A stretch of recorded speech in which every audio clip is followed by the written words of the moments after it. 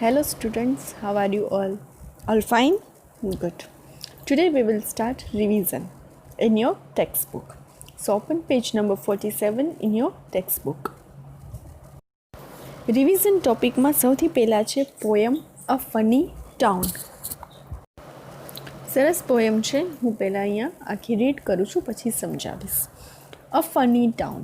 I lived in a funny town where everything was upside down. The birds walked and the humans flew, where the trees were totally blue. Trees talked and laughed a lot. They stole each other's fruit and fought. The bear was gentle, kind and sweet. He never ever ate raw meat. Fishes went to school in a pool where a frog as principal did rule. The sky was green and the water flew and told me in life always be true. શું કહેવા માંગે છે જોઈએ. I lived in a funny town. હું એક funny ટાઉનમાં રહું છું. Where everything was upside down. કે જ્યાં બધું ઉલટું સુલટું છે. The birds walked. કે બર્ડ્સ પંખી છે એ ચાલે છે. એન્ડ ધી હ્યુમન્સ એટલે કે માણસો, આપણા જેવા માણસો હોય એને હ્યુમન્સ કહેવાય. ફ્લુ ઉડે છે. કેવી મજા આવે ને આપણે ઉડી શકીએ તો. જસ્ટ ઇમેજિન કે જો આપણે ઉડી શકતા હોઈએ તો તમે સ્કૂલે કેવી રીતે આવો? ઉડતા ઉડતા આવો, રિક્ષાની જરૂર ના પડે, પછી કોઈ પણ વ્હીકલ ઉપર બેસવાની જરૂર ના પડે. તમને તમારી ફ્રેન્ડના ઘરે જવું હોય તો છત ઉપરથી ઉડીને એની છત ઉપર સીધા, કેવી મજા આવી જાય ને. બસ તો આ એવા જ ફની ટાઉનની વાત છે. Where the trees were totally blue. કે જ્યાંના બધા ઝાડ છે એ બ્લુ કલરના છે. Trees talked and laughed a lot. Trees છે, ઝાડ છે, એ બહુ બધી વાતો કરે છે અને બહુ જ બધું હસે છે. They stole each others fruit. Stole એટલે ચોરી કરવી. એ લોકો એકબીજાના ફ્રૂટની ચોરી કરે છે. એન્ડ ફોટ અને ઝઘડે છે. The bear was gentle. Bear એટલે કે રીંછ. જેન્ટલ એટલે કેવું છે? તો એ બહુ જ સારું છે, કાઇન્ડ છે અને સ્વીટ છે.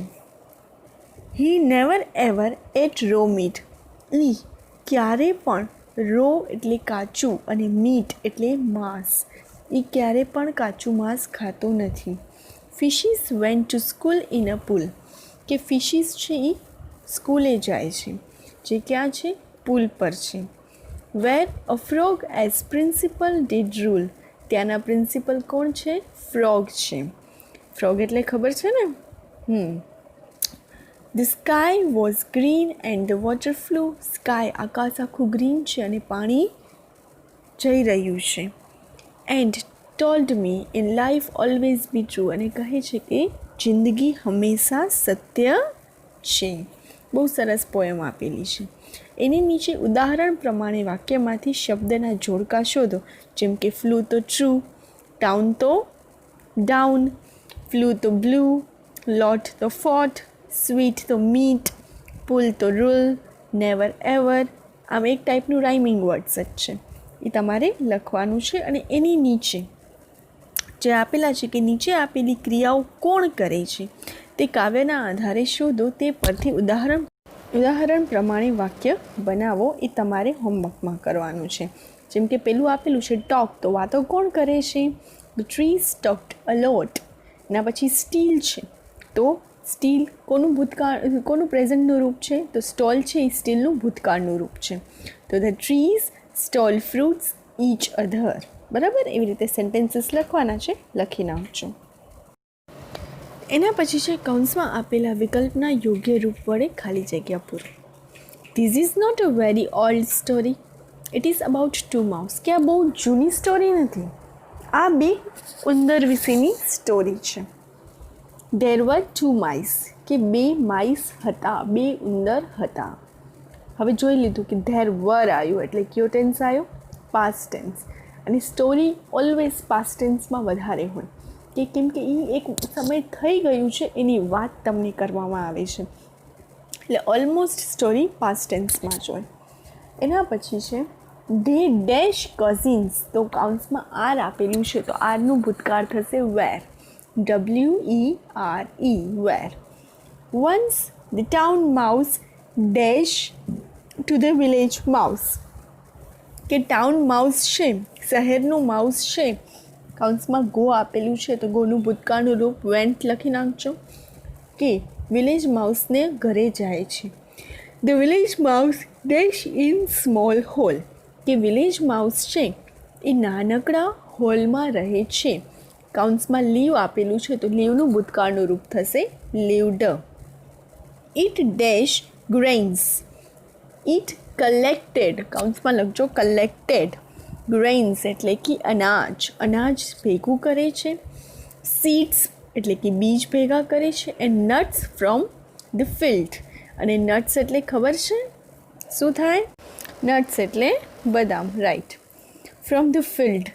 એન્ડ ઓફર્ડ, ફિલ્ડ એટલે ખેતરમાંથી, અને ઓફર્ડ થશે એટલે ઓફર કરે છે. તમે કોઈને કહો કે તમે લેશો, offer them to his cousin, અને આ બધી વસ્તુ એના કઝિનને ઓફર કરે છે. The town mouse dash the food, કે શહેરના માઉસને આ બધું ફૂડ લાઇકડ ગમે છે.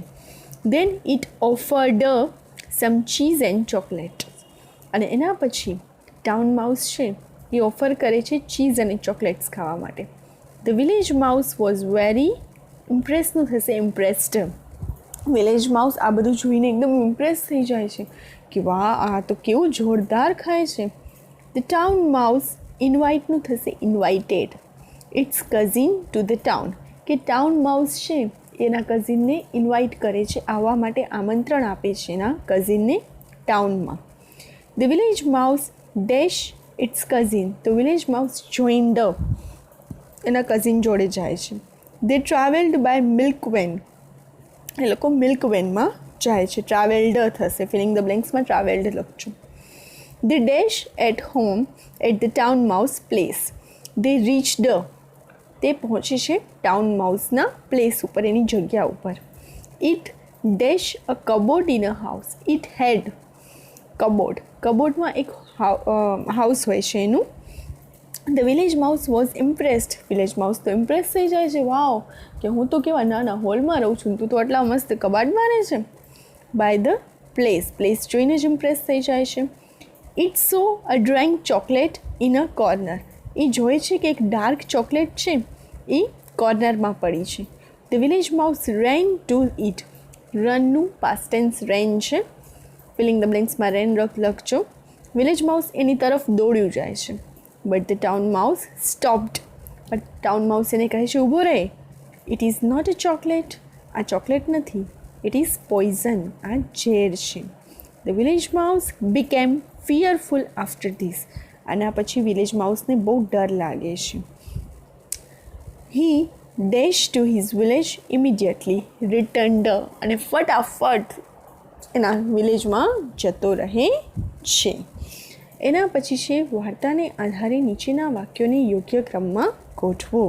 અહીંયા 7 સેન્ટેન્સીસ આપેલા છે, એમાંથી પહેલાં હું બધા સેન્ટેન્સ રીડ કરી જાઉં છું. The village mouse went to the town, the town mouse visited its cousin, the village mouse ran to the corner for the chocolates, the town mouse offered some chocolates to its cousin, the village mouse collected food from the field, the town mouse saved his cousins from poison, the village mouse returned to the village immediately. હવે આ જે 7 sentences છે એને તમારે લાઇનમાં કરવાના છે, જે તમે હોમવર્કમાં કરશો, ઓકે. એના પછી છે નીચેની વિગતો વાંચો. ગયા વર્ષે તમારી શાળામાં પણ આવી પ્રવૃત્તિઓ થઈ હશે, તે પ્રવૃત્તિ કઈ છે, તે કયા મહિનામાં થઈ હતી, તે પ્રવૃત્તિ અને મહિનાનું નામ લખો. પેલું છે all the students were on the ground. All the students participated in different games. I participated in 100-meter race. I was also in kho-kho and kabaddi team. કયો દિવસ હોઈ શકે આ, કે જેમાં બધી ગેમ્સ આપણે રમતા હોઈએ છીએ? યસ, લખજો સ્પોર્ટ્સ ડે, અને મહિનો આવશે જાન્યુઆરી. એના પછી number 2, we came to school at 7:30. We decorated our school. We sang the national song and the national anthem. My class performed a play about freedom fighters. હવે ક્યું હોઈ શકે આમ, કે ફ્રીડમ ફાઇટર્સ ઉપર આપણે નેશનલ એન્થમ, નેશનલ સોંગ હોય, freedom fighters ઉપર પરફોર્મન્સ હોય. જે આપણા પણ હમણાં જ ગયું છે. શું હોય? Independence day. અને કયા મંથમાં આવે છે? ઓગસ્ટ મંથમાં. Number 3, our school welcomed the students of standard 1. Taluka Development Officer TDO came to our school. She distributed picture story books to standard 1 students. She also gifted a set of story books to our school. ક્યારે આપણે welcome કરીએ છીએ? આપણે પણ ખબર છે નવા students જે હોય 5th to 8th સ્ટાન્ડર્ડમાં new students આવ્યા હોય ને આપણે તિલક કરીને વેલકમ કરતા હોઈએ છીએ આપણે એસેમ્બલીમાં. યાદ છે? શું કહેવાય છે ને? પ્રવેશોત્સવ ડે, જે આવે છે જૂન મહિનામાં. એના પછી નંબર 4 છે, we celebrated it for a week. Each day we participated in a new activity. I participated in storytelling and books review activity. My principal appreciated my reading. My class visited the town library and spent 2 hours there. શું આવશે એમાં? જ્યાં reading જ થતું હોય એવો દિવસ કયો હોય? તો વાંચે ગુજરાત, જે જાન્યુઆરી મંથમાં આવે છે. Number 5, our science teacher planned activities for that day. She took help of maths teacher and social science teacher. They divided the students into different groups. Each group demonstrated a science experiment in an assembly. તો science fair જે December મહિનામાં આવ્યું હતું. એના પછી activity 5 છે, અહીં વડોદરાથી અમદાવાદનું મેમુ ટ્રેનનો સમય આપ્યો છે. દરેક સમય માટે ઘડિયાળમાં કાંટા દોરેલા છે અને સમય ઇંગ્લિશમાં લખેલું છે. જેમ કે વડોદરા 4:30 એટલે કે 4:30. પછી વાસદમાં ક્યારે ઊભે છે? તો 4:45 એટલે કે 4:45. એના પછી આણંદ તો 5:20 5:20 આણંદથી ઉપડશે. એના પછી નડિયાદ તો 5:55 બરાબર 5 to 6. એના પછી મહેમદાબાદ તો 6:15 6:15. મણિનગર 6:45 7:15. અહેમદાબાદ 7 o'clock. હવે અહીંયા ક્વેશ્ચન્સ આપેલા છે ને હું આન્સર બોલતી આવીશ ને તમે લખતા આવજો બરાબર. At what time did the train reach Mehmdabad?